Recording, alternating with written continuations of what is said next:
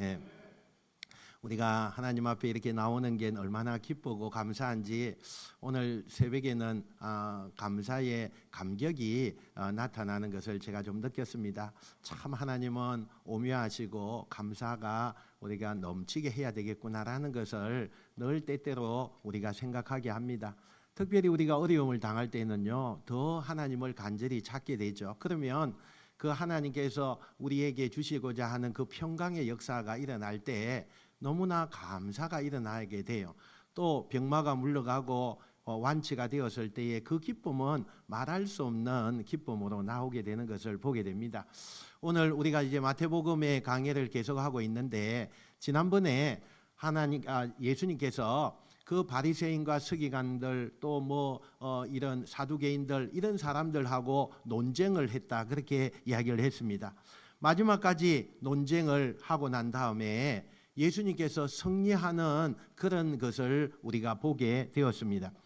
완벽하게 이기셨죠. 그러면 예수님이 시비를 걸어오고 또 예수님에게 날마다 앞에 뭔가 장애물을 두고 그걸 못 넘어가게 하려고 하는 그 바리새인들, 종교 지도자들 그 논쟁에서 이겼으니까 예수님의 마음이 좀 시원하고 또 거기에 대해서 너무너무 이제 기뻐야 해야 되는데 오늘 성경에 보니까 예수님이 그렇지 않았다라고 말씀하고 있어요. 오히려 이겼기 때문에 기뻐한 것이 아니라 너무나 마음이 섭섭했다 이런 표현을 우리가 가히 짐작해 볼 수가 있습니다. 왜냐하면 예수님은 애초부터 이 논쟁에서 이기려고 하는 그런 것은 아니었다는 거예요. 이 논쟁을 통해서 저들이 하나님의 말씀을 조금이라도 깨달았으면 좋겠다. 그래서 회개하고 돌아와서 하나님의 말씀대로 살려고 하는 그들로 변화가 되면 그게 이 예수님의 본래의 심정 뜻이었는데 그들이 도리어 그렇지 않고 더 완악한 마음을 가지고 예수님 앞에 찾아와서 따지고 그리고 넘어뜨리려고 하고 어떻게 하면 예수님을 죽이려고 하고 그런 마음이 더 강해진 것을 보면서 예수님은 마음의 기쁨이 아니라 오히려 섭섭한 마음을 가지고 안타까운 마음을 가졌다 그렇게 말씀하고 있다는 겁니다. 마치 우리 부모들이 이런 걸 경험하죠. 사랑하는 자식이라도요 참 얼마나 엄마의 아버지의 그런 속을 태우는지 몰라요. 계속해서 엇나가는 일만 하고 하지 말라는 일만 하고 그렇게 하면은 진짜 강하게 좀 질책하잖아요. 부모들이 이제 도저히 안 되겠다. 그래서 어디까지 가요?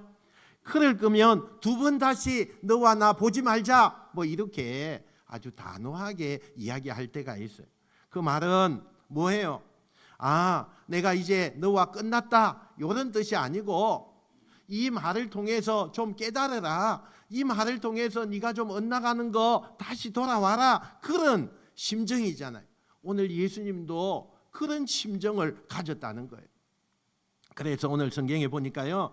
예수님께서 우리가 평상시에 알고 있는 예수님의 그 인자하심, 예수님의 그 참 사랑이 많으심 이런 것을 보여주는 것이 아니라 정말 말하는 것도 우리가 평상시에 예수님이 하는 말씀이 아닌 전례에 없는 강도 높음 또 거침없는 예수님이요 종교 지도자들에게 이렇게 예수님이 이런 말씀까지 하시지 어떻게 예수님의 입에서 저런 말씀까지 하시지 우리가 이렇게 다소 놀라울 정도의 강력한 책망을 하는 부분이 오늘 본문 23장에 나오는 얘기라는 거죠. 도대체 예수님께 책망받는 이 종교 지도자들은 도대체 무엇을 잘못했고 또 예수님의 마음은 무엇이었을까?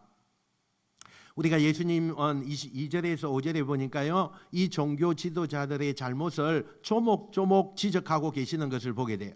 2절부터 5절 우리 앞에 나와 있는 대로 한번 읽어보겠습니다. 시작. 서기관과 바리새인들이 모세의 자리에 앉았으니 그들은 말만 하고 행하지 아니하며 그들의 모든 행위를 사람에게 보이고자 하나니. 아멘. 여러분 우선 질책하는 내용은 좀 이따가 설명을 하고요. 오늘 예수님이 질책하는 대상의 이름이 오늘 나오고 있어요. 여기에 보니까 거기에 누가 나오느냐? 서기관과 바리새인 이렇게 이름이 언급되고 있는 것을 보게 돼요. 근데 이상한 것은 이 본문에서 사두개인이 빠져 있는 걸 보게 돼요. 여러분 바리새인, 서기관, 사두개인 항상 예수님께 꾸중을 들었던 무리들 아닙니까? 그런데 오늘 본문에는 서기관과 바리새인만 나와요. 왜 그동안 혼을 냈던 사두개인은 어디에 가고 오늘 본문에서는 왜 사두개인이 언급을 되지 않을까? 왜 그랬을까요? 여러분 이 말씀을 우리가 좀 주의 깊게 봐야 돼요. 예수님은 이쯤 되면 사두개인들은 더 이상 희망이 없다는 거예요. 아무리 돌이키려고 해도, 아무리 저들을 향해서 설득을 하고 예수님께로 돌아오라, 하나님께로 돌아오라 그렇게 해도 회개해야 할 그런 가망이 없다고 생각했다는 거예요.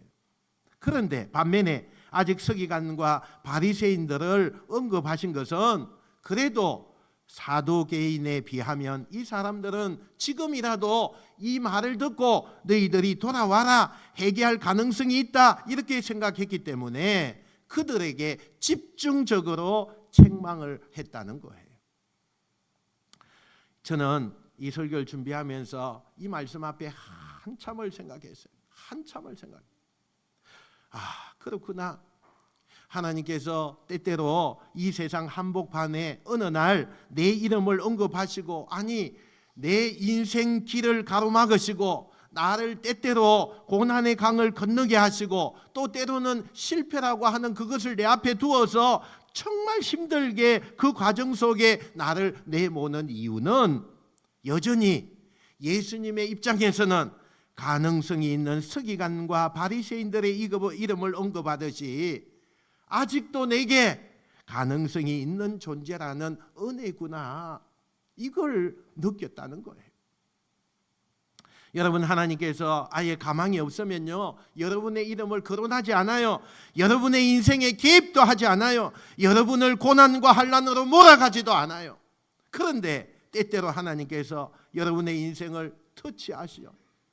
여러분의 인생을 가로막아요.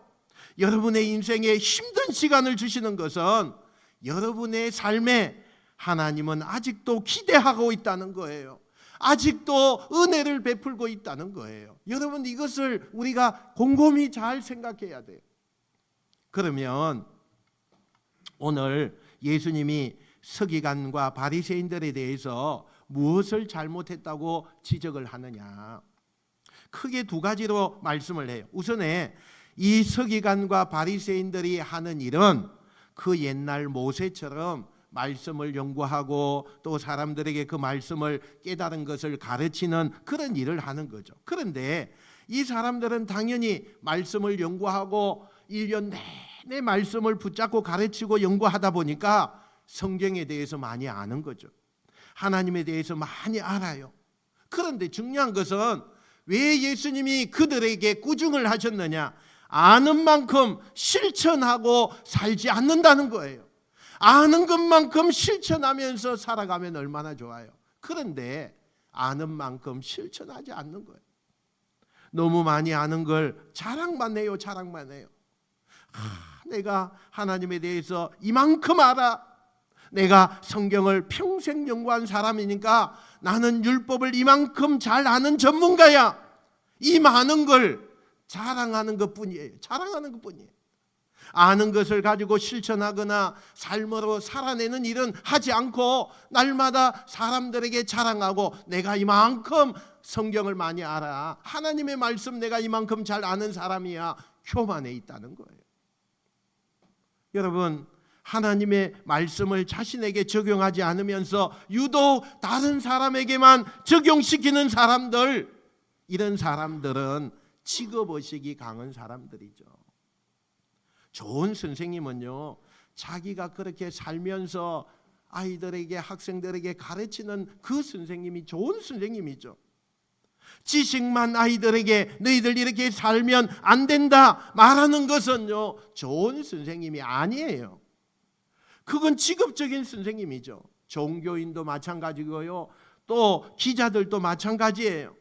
자기들은 그렇게 못 살면서 기사나 어떤 언론을 통해서 새로운 계획과 바른 것을 정의해 놓고 이야기하지만 자기들은 그렇게 살지 못하면서 직업의식에 그냥 강하게 있는 사람들, 그런 사람들이 얼마나 많은지 몰라요.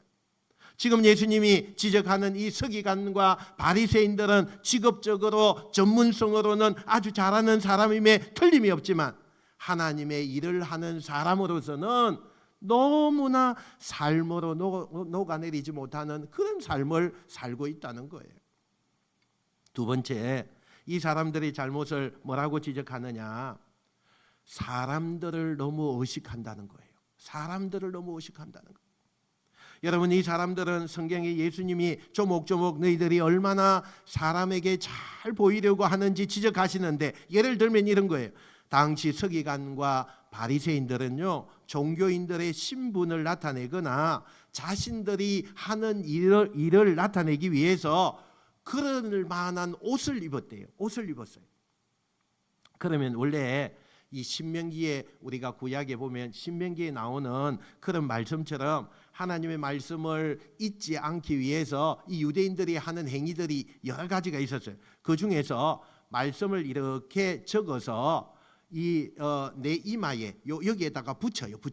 그러면 나는 못 보지만 상대방은 보잖아요. 그래서 그 말씀을 항상 생각하라고 그러는 거예요. 또 말씀을 문에다가 붙여놓고 들어가고 나갈 때마다 그걸 보는 거예요. 그래서 항상 하나님의 말씀 중심으로 우리는 살아야 된다, 이런 것을 늘 했어요.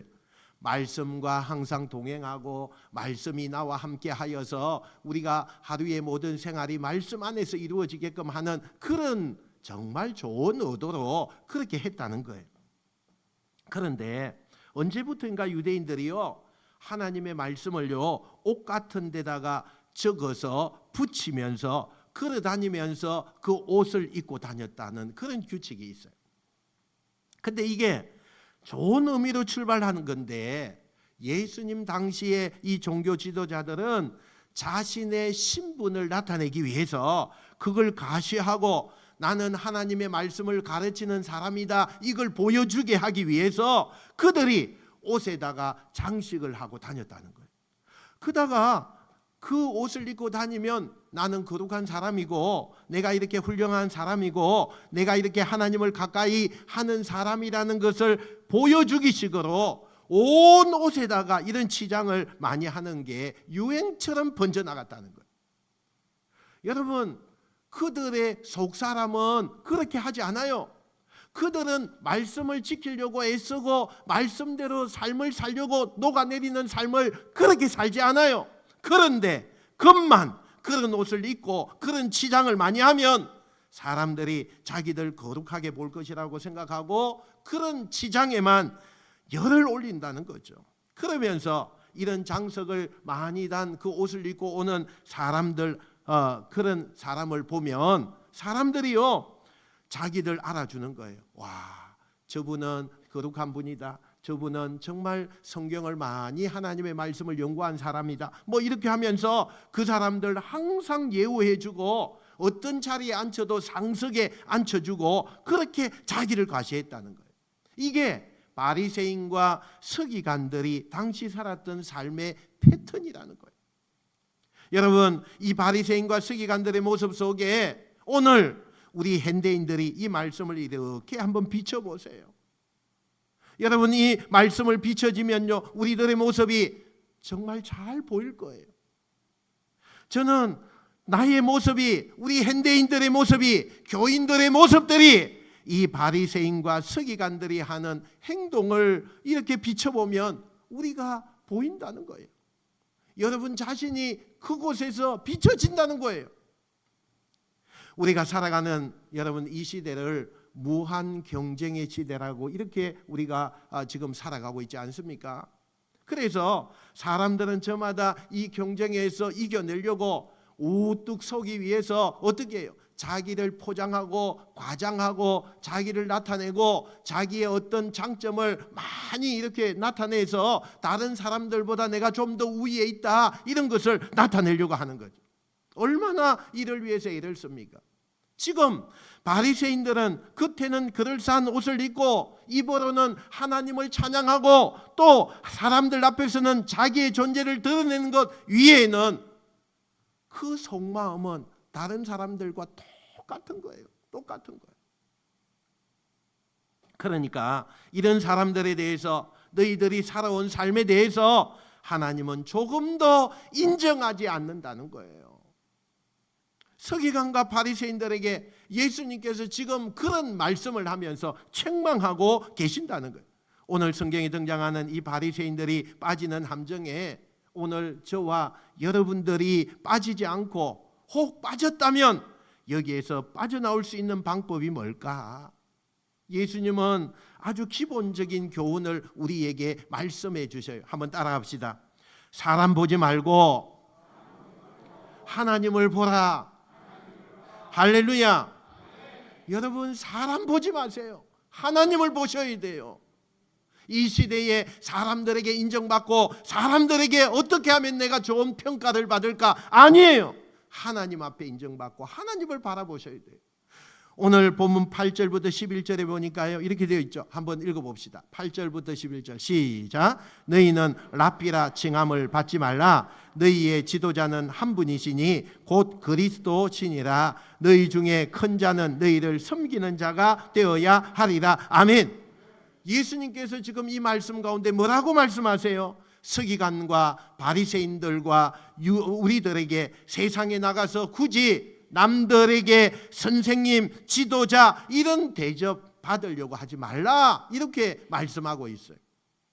여러분, 세상 이치로 나가면요 남들이 날 그렇게 부르고 남들이 나를 그렇게 대접하는 게 세상에서는 당연하다고 그렇게 생각해요.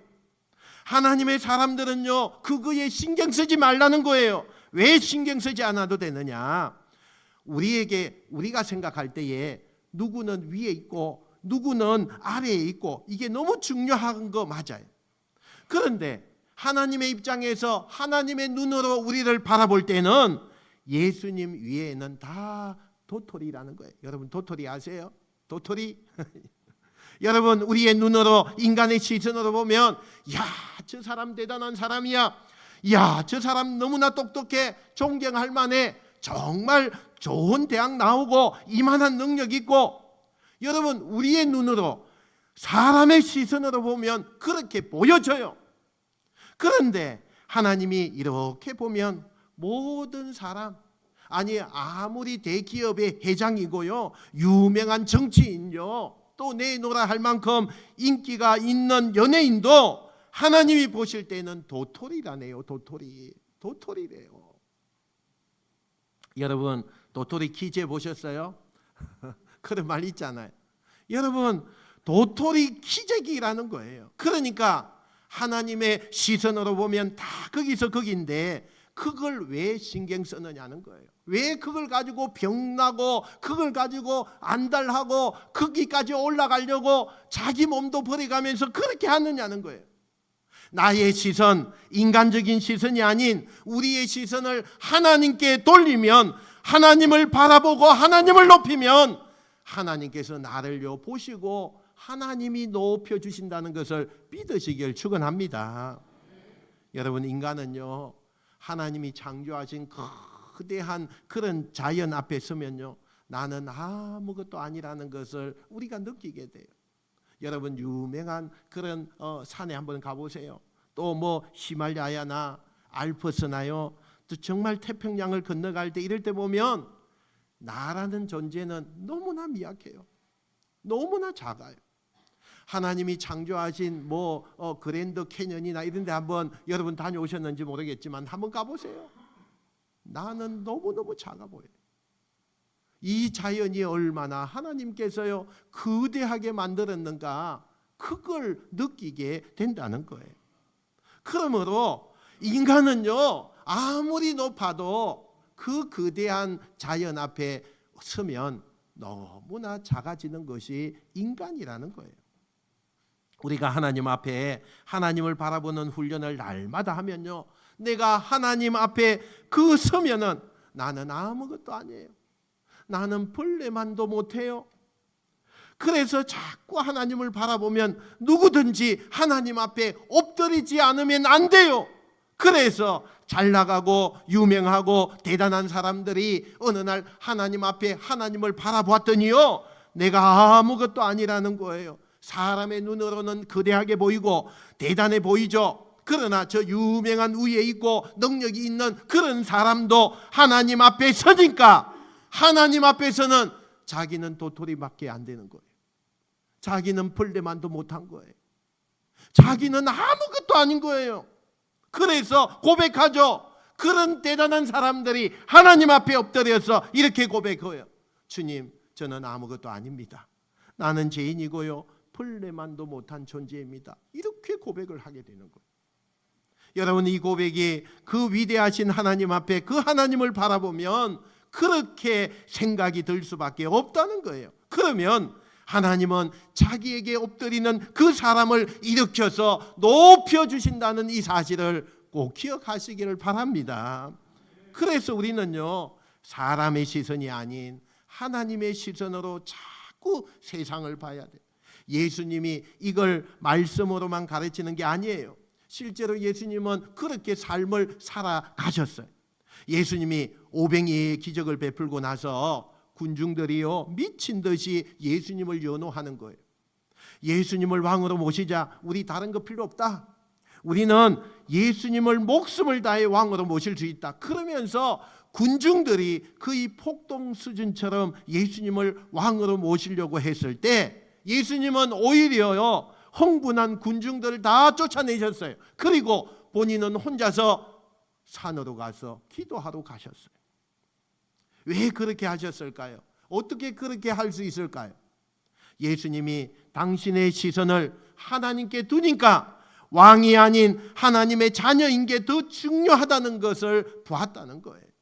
만약에 예수님 시선을 사람에게 두고 그 인기에 두고 열광하는 군중들에게 뒀다면 어색했을 거예요. 교만했을 거예요. 그러나 그 시선을 사람에게, 세상에게 두지 않고 하나님께 두었더니 세상의 왕인 것보다 하나님의 아들인 게 더 중요한 것을 보게 되었다는 사실이에요.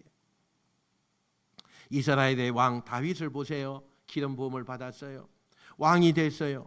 그런데 어떻게 합니까? 왕이 됐다고 우쭐하지 않아요. 왕이 됐다고 교만하지 않아요. 그들먹거리지도 않아요.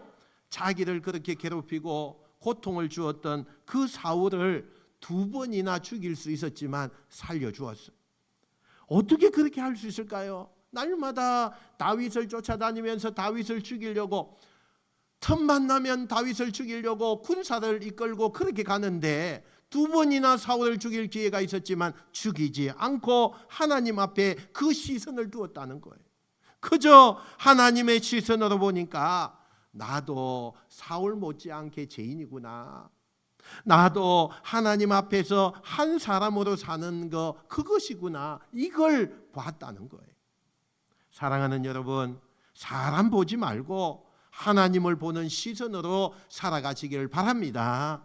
그래서 나는 하나님 앞에 엎드렸더니 하나님이 나를 높이셨습니다 고백하고 사는 게 그게 축복이지, 사람들 이겨보고 저 사람들보다 내가 군림하고 그 힘없는 불쌍한 사람들 억압하고 그것을 짜내가지고 사는 행복으로, 그것을 가지고 누리는 그 부로, 그것을 가지고 성공했다고 말하는 것은 치졸한 거고요, 그건 성공이 아니고요, 잘못 사는 거예요.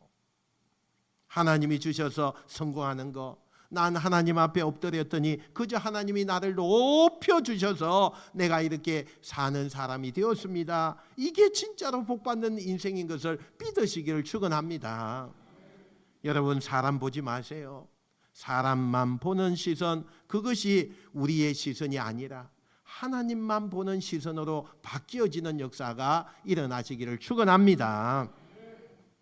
이제 예수님께서 이렇게 조목조목 바리새인들의 잘못을 지적하신 예수님이 절규에 가까운 부르짖음과 함께 그들에게 마지막 당부를 하시는 것을 보게 돼요. 그런데 이 말을 듣는 바리새인들과 서기관들이 어떻게 하느냐? 예수님을 냉소적인 눈으로 바라보는 거예요. 조금도 예수님의 그 진심 어린 그 말을 받아들이지 않아요. 그래서 예수님께서는 조금도 변하지 않는 그 마음이 너무 완악하고 바위 덩어리 같은 이 바리새인들과 서기관들에게, 사두개인들에게 뭐라고 말해요? 화 있을진저. 7번이나 선언을 해요. 화 있을진저. 너무나 크게 외치면서 화 있을진저 7번을 선언하게 돼요. 그러니까 이쯤 되면 예수님이 이 고백을 할 때는 이 바리새인들과 서기관들이 예수님을 거부하고 하나님을 우습게 보고 자신들의 죄를 버리지도 않으면서 여전히 자신들의 잘난 맛으로 사는 그런 사람들을 보게 된 거예요. 이렇게 사는 사람들의 최종 결말이 무엇인가를 예수님은 그들에게 외치기 시작하는 거예요. 그게 33절 35절에 나오는데, 이것은요 여러분 우리가 합법적으로 읽어도 돼요. 예수님 말씀하셨으니까. 그래서 좀 마음이 울적하건 사람이 있거나 기분 나쁜 사람은 좀 강하게 읽어도 돼요. 그죠? 자, 한번 읽어볼까요? 자, 앞에 나와 있는 대로 한번 읽어보겠습니다. 시작. 독사의 새끼들아, 너희가 어떻게 지옥의 판결을 피하겠느냐? 너희가 죽인 의로운 피가 다 너희에게로 돌아가리라. 아멘. 하라니까 이 새끼들아 그냥 그렇죠. 여러분, 냉소적인 그 종교 지도자들에게 예수님이 거침없이, 아니 어떻게 이런 거친 표현을 쓰실까? 우리가 알고 있는 예수님의 그 모습이 맞는가 의심할 정도로 예수님이 이 독사의 자식들아, 이 독사의 새끼들아, 이 강아지 새끼들아 뭐 그러면서 그냥 거침없이 표현을 하시잖아요. 어떤 분들은 이게 그렇게 은혜가 된대요. 은혜가 된대요. 아유, 예수님도 뭐 화가 나니까 그렇게 막 욕하는데, 아이고 나도 뭐 욕하면 욕해도 되네, 뭐 이렇게 이놈의 새끼들 저놈의 새끼들 뭐 이렇게 가는 곳마다 욕을 하고.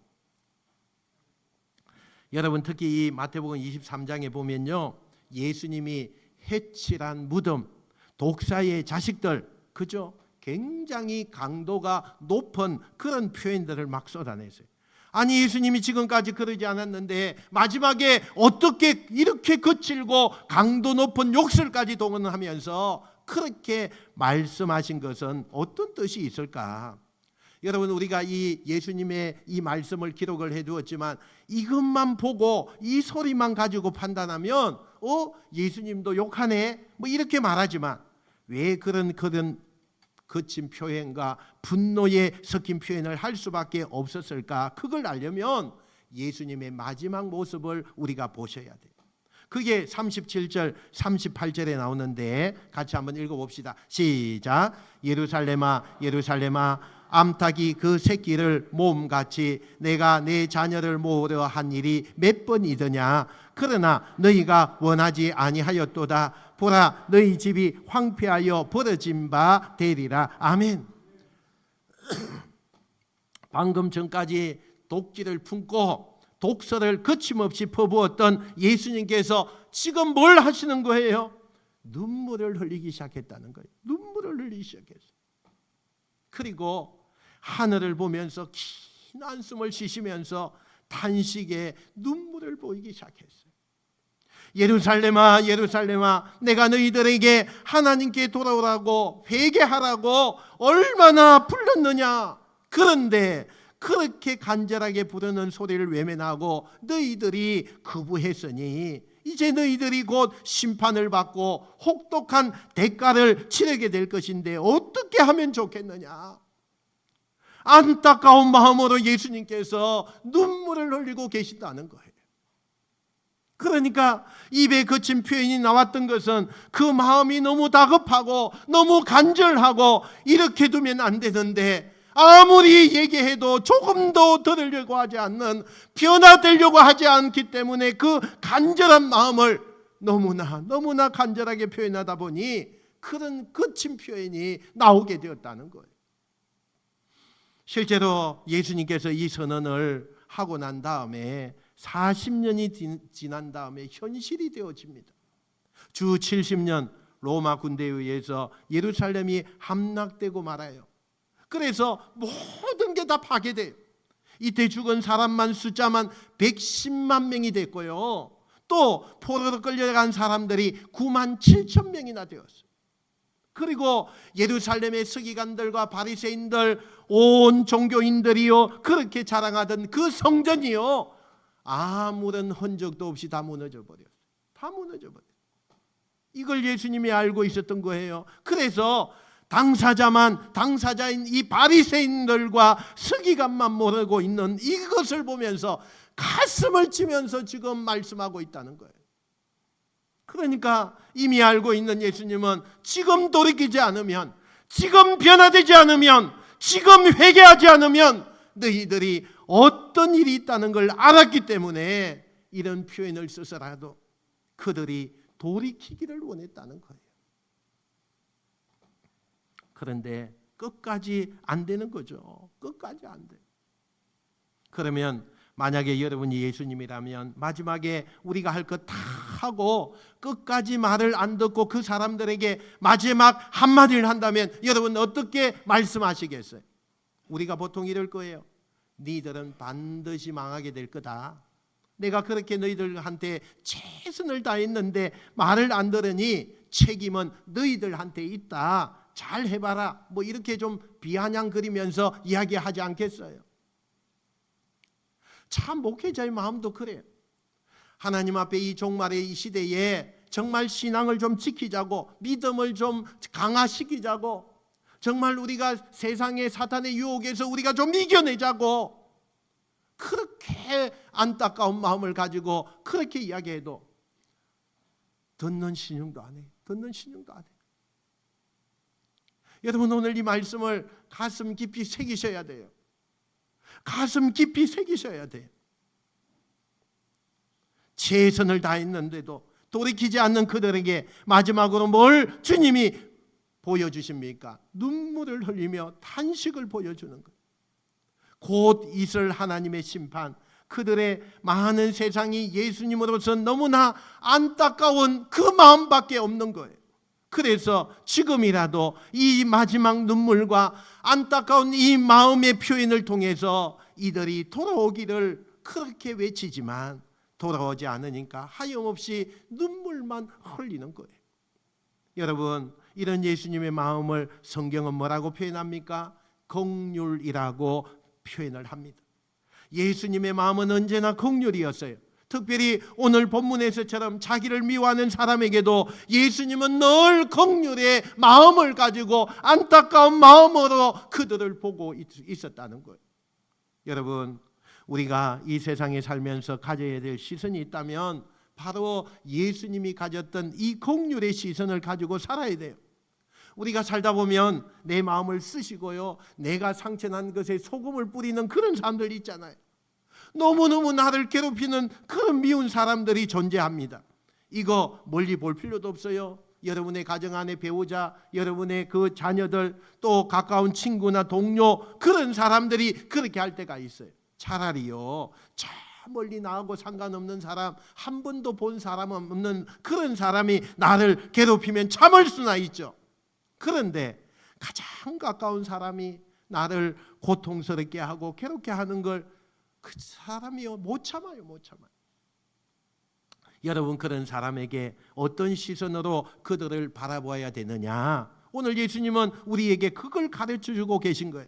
나에게 고통과 괴로움을 주는 그런 사람에게 긍휼의 시선으로 보라. 이 긍휼이라는 그거 뭐예요? 불쌍히 여겨라 이 말이에요. 우리가 이번 한 주간은요 특별히 이런 기도를 하면서 한 주간 보냈으면 좋겠습니다.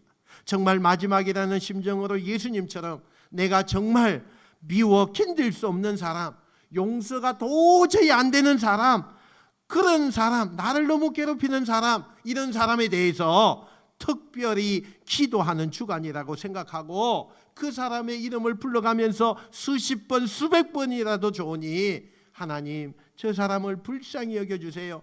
내가 하나님의 시선으로 저 사람을 내가 보기를 원합니다. 나에게 그런 시선을 주세요. 그렇게 우리를 정말 힘들게 하는 사람들 위해서 수십 번 수백 번이라도 긍휼의 시선으로 볼 수 있게 해달라고 기도하는, 그래서 그 은혜와 그 은총이 여러분에게 덧입는 한 주간이 되시길 축원합니다. 말씀을 맺습니다. 우리가 어떤 시선으로 살아가야 되느냐 굉장히 중요합니다. 그런 점에서 오늘 나온 이 말씀은 예수님의 시선으로 살아야 된다. 이 말씀을 우리는 우리의 가슴에다가 새겨야 돼요. 절대 이 말씀을 버리면 안 돼요. 새기고 또 새겨야 돼요. 여러분, 사람을 보지 말고 하나님을 보십시오. 우리가 누구를 보든지 하나님의 시선으로 그를 보면 긍휼한 마음이 일어나게 될 것입니다. 그리고 저와 여러분도 그 하나님의 시선으로 나갈 때에 예수님처럼 승리하는 거룩한 복된 인생이 될 줄 믿고 이 한 주간 승리하며 나가시는 복된 여러분 되시기를 주님의 이름으로 축원드립니다. 축원드립니다. 기도하겠습니다.